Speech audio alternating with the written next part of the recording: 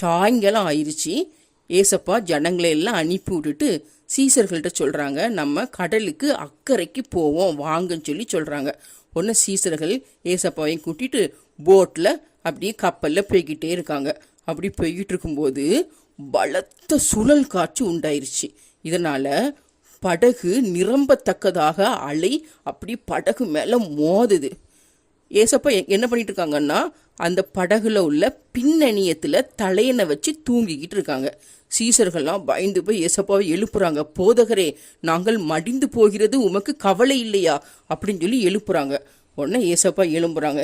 எழும்பி காற்றையும் கடலையும் அதட்டிட்டு சொல்றாங்க, இறையாதே, அமைதலாயிரு அப்படின்னு சொல்லி சொல்றாங்க. சொன்ன உடனே காற்று அப்படி நின்றுச்சு.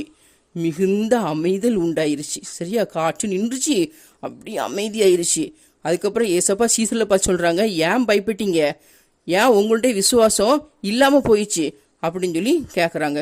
அப்படி கேட்ட உடனே சீசர்கள்லாம் அவங்களுக்கு பயந்து அவங்களுக்குள்ளாலே சொல்றாங்க, இவர் எப்படிப்பட்டவரோ, காற்றும் கடலும் இவருக்கு கீழ்ப்படுகிறதே அப்படின்னு சொல்லி ஆச்சரியப்பட்டு அவங்களுக்குள்ளாடி சொல்லிக்கிறாங்க. இப்படிதான் ஏசப்பா காற்றையும் கடலையும் அதட்டின உடனே காற்றும் கடலும் ஏசப்பாவுக்கு கீழ்ப்படிந்தது.